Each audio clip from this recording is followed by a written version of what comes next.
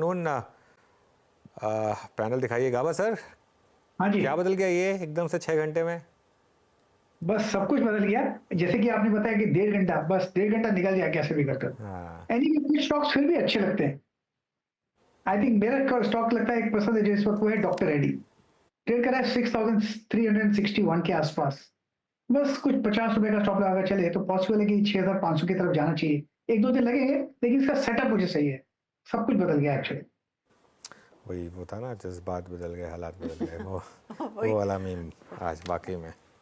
सचिदानंद, आपकी अप्रोच क्या है मार्केट में जो पूरा आज माहौल बिगड़ा हुआ है? Good afternoon Arshada, good afternoon Anuj ji and good afternoon to all the panelist.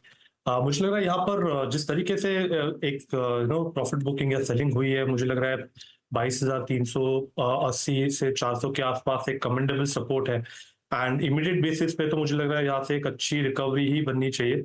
कहीं जाकर आज की दिन की कंक्लूजन मुझे लग रहा है रेंज होगी लगभग अराउंड 22,460 से लेके 22,500। तो मुझे लग रहा है एक अच्छी रिकवरी यहाँ पर नजर आ सकती है इन द फाइनल हाफ।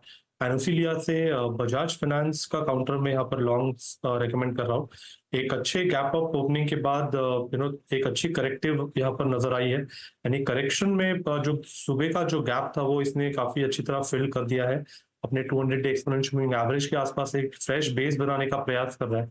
तो मुझे लग रहा है यहाँ पर 7030 के स्टॉप लॉस के साथ कुछ लॉन्ग्स अग्रेसिवली डिप्लॉय किए जा सकते हैं। 1 से 2 दिनों में मुझे लग रहा है अच्छी एक रिकवरी बन सकती है काउंटर में 7240 के टारगेट के लिए। तो खरीदारी करनी है बजाज फाइनेंस के फ्यूचर्स में। बजाज फाइनेंस के फ्यूचर्स में करनी है खरीदारी। ये हो गई सचिन की कॉल। रचना जी, गुड आफ्टरनून। रचना जी, आपकी ट्रेड बाय या सेल? जी गुड आफ्टरनून। मेरी सेल ट्रेड रहेगी और वो रहेगी लुपिन में। और लुपिन में सुबह से ही गिरावट तो है। अभी वो इम्पोर्टेंट एवरेजेस को और इम्पोर्टेंट सपोर्ट्स को तोड़ने में लगा हुआ है। जिस सपोर्ट को 3 दिन से उसने नहीं निकाला तो आज सुबह निकाला, that should have now got, जिस रेजिस्टेंस को 3 दिन से नहीं निकाला था और आज निकाला, that should have now got converted into a support, but that did not happen. तो इसलिए हम इसको शॉर्ट करेंगे। 1652 पे है फ्यूचर्स, तो यहाँ पे 1662 के एसएल के साथ इसको शॉर्ट करेंगे। डाउन साइड पे पहला टारगेट होगा हमारा 1640 और उसके बाद 1625। ओके, तो ये भी एक मंदी का ट्रेड। लुपिन पर एक शॉर्ट कॉल 1640 1625 की तरफ फिसल सकता है काउंटर। राजेश सातपुते, आफ्टरनून, आपका ट्रेड क्या रहेगा? वेरी गुड आफ्टरनून हर्षदा जी, गुड आफ्टरनून एवरीवन। हर्षदा जी, देखिए मेरी नजर है डाबर पे। अगर आप डाबर का स्ट्रक्चर देखें तो आज स्लाइट प्रॉफिट बुकिंग है, लेकिन ये profit booking I think this is an entry opportunity. 525 530 ये इसका एक्यूमुलेशन जोन है। एग्जैक्टली इसी लेवल के ऊपर डाबर फ्लोट कर रहा है, तो डाबर हम बाय करेंगे। स्टॉप लॉस हमारा होगा 522 का, और मुझे लगता है कि अगर मैं थोड़ा इसे पोजिशनली वक्त दूं तो 560 565 का टारगेट आएगा। अगर आपको प्योर स्विंग ट्रेड लेना है तो आज के लिए इसका टारगेट या रेजिस्टेंस होगा 540 से लेके 545। ओके, डाबर, इस पर आपको करना है बाय। सुबह प्रॉफिट बुकिंग आई, लेकिन अब सेकेंड राउंड ऑफ बाइंग यहाँ पर आपको विजिबल होगी। Kavita ji, good afternoon. आपके रेडार पर कौन सा stock? Very good afternoon Anuj जी, गुड आफ्टरनून एवरीवन। सो रडार पर मार्केट पे एक अच्छा खासा आज प्रॉफिट बुकिंग हुआ है। जो काउंटर मॉर्निंग से एक अच्छा स्ट्रेंथ लिए हुए है, दैट इज एनएमडीसी। वहीं पर हम एक ट्रेड लेंगे विद स्मॉल स्टॉप लॉस। 268 के लेवल पर एज ऑफ नाउ ट्रेड कर रहा है with stop loss of 265.50। NMDC को आप चेस करें फॉर 272 275 के प्राइस टारगेट के लिए, only as intraday perspective. Okay, ये एक इंट्राडे ट्रेड है। एनएमडीसी में एक तेजी का ट्रेड, 270 का टारगेट आप लेकर चल रही हैं, बाय साइड का ट्रेड। रुचित, आपकी अप्रोच, तेजी या मंदी? जी very good morning Arshada ji, very good afternoon Arshada ji, very good afternoon to everyone. Well no, markets में करेक्टिव फेज तो है, लेकिन 22,300 का इंपॉर्टेंट सपोर्ट है। जस्ट 80-90 पॉइंट नीचे सपोर्ट है, तो मैं यहाँ पे शॉर्ट पोजीशंस नहीं लेना चाहता। सो इन केस कोई पुल बैक मूव आएंगे बिना वॉल्यूम्स, लोअर वॉल्यूम से, तो हायर लेवल्स पे शॉर्ट्स की देखेंगे। सो फिलहाल तो काउंटर ट्रेड्स बाय साइड के लिए रहेंगे और बाइंग वहीं पे करेंगे जहाँ पे आज के फॉलिंग मार्केट में आउट परफॉर्मेंस है, वो है कोल इंडिया।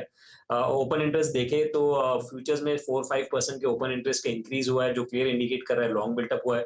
प्रीवियस स्विंग हाई 465 वो स्टॉक ने सरपास किया है। ऑप्शंस में देखें तो 460 आज सुबह 460 के कॉल ऑप्शन में सबसे हाईएस्ट ओपन इंटरेस्ट था, वहां पे अनवाइंडिंग हुई है। तो डेटा काफी पॉजिटिव है आज कोल इंडिया का। तो करंट लेवल्स पे 453 के नीचे स्टॉप लॉस रख के कोल इंडिया में खरीदारी की सलाह रहेगी 490 के टारगेट्स के लिए। ओके, चलिए अब राजेश अग्रवाल के पास चला जाए। Rajesh ji, good afternoon. Stock specific बात बाद में करेंगे। सुना क्या आपने कुछ, क्यों मार्केट गिरा एकदम से इस तरीके से, और कोई खास पर्टिकुलर रीजन जिसकी वजह से आज ये इस तरीके की डिक्लाइन आई है यहाँ पर? गुड आफ्टरनून अनिल जी, हर्षिता जी, बाकी भी जो पैनल में मित्रगण हैं, सबको नमस्कार। मार्केट के गिरने के ऐसे कोई खास वजह सामने नहीं आई है। बस यही कहा जा सकता है कि न्यू हाइक के आने के बाद एक प्रॉफिट बुकिंग आई है, क्योंकि वीकेंड है सामने में। और हमारे हाउस का ये मानना है कि 22,500 एक पिवट पॉइंट हो गया है, और नीचे में सपोर्ट 22,300 का आ रहा है, ऊपर में 22,800 का रेजिस्टेंस है। तो इस दायरे में घूमता हुआ बाजार नजर आ रहा है, और हमें नहीं लगता कि इस वक्त ऐसी कोई चिंता की बात है। कम से कम इलेक्शन तक, जो 4 जून को नतीजे आएंगे इलेक्शन के, तब तक हमें लगता है कि मार्केट एक दायरे में ये 22,300 और 22,800 के बीच में घूमता हुआ नजर आएगा। क्योंकि एक तो अगर आप देखो तो कि वार की भी उतनी कोई वहां से भी ठंडी न्यूज है, क्रूड में ठंडापन आ गया है, करेंसी थोड़ी सी दिक्कत दे रही है एफआई की सेलिंग की वजह से, लेकिन रिजल्ट्स जो भी आए अभी चौथी तिमाही के कॉर्पोरेट्स के, वो मिक्स नतीजे आए, और ऐसे कोई एक्सपेक्टेशन से खराब नतीजे नहीं आए। तो मुझे लगता है कि जहां पर भी कॉर्पोरेट नतीजे अच्छा आए हैं, वहां पर नीचे के लेवल्स पे बाइंग हो रही है, और एक ये अपॉर्चुनिटी है बाइंग करने की ही।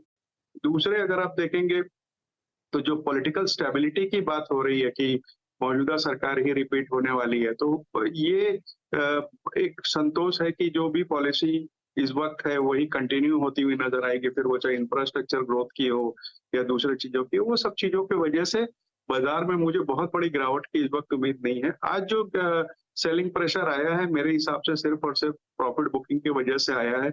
ऊपर के जो रेजिस्टेंस लेवल्स है, वहां से बाजार लुढ़क के नीचे की तरफ जा रहा है। तो थोड़ा सा बाजार ऊपरी लेवल से क्लियरली सरकता हुआ। आपका ट्रेड क्या रहेगा इस समय राजेश जी? कहाँ अपॉर्चुनिटी है? देखिए, इस वक्त अगर अपॉर्चुनिटी खोजना हो तो मैं समझता हूँ ग्रासिम के साथ जाना चाहिए। अगर आप देखेंगे तो वीएसएफ और कॉस्टिक दोनों में वॉल्यूम्स बढ़ रहे हैं।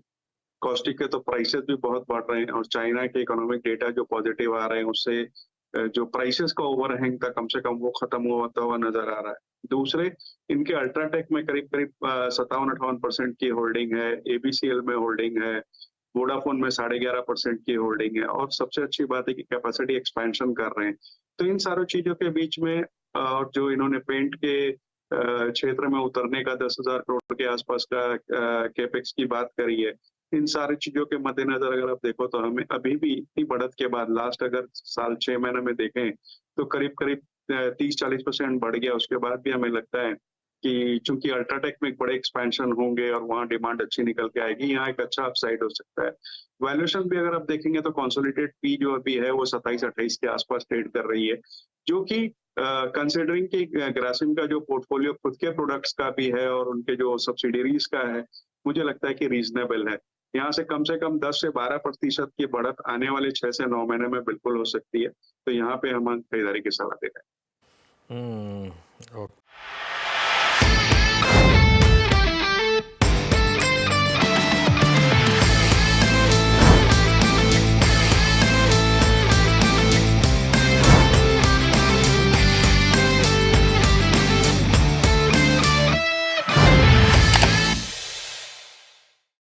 बता दें कि मनी कंट्रोल पर दिए गए विचार एक्सपर्ट्स के अपने निजी विचार होते हैं। वेबसाइट या मैनेजमेंट इसके लिए उत्तरदायी नहीं है। यूजर्स को मनी कंट्रोल की सलाह है कि कोई भी निवेश निर्णय लेने से पहले सर्टिफाइड एक्सपर्ट की सलाह लें।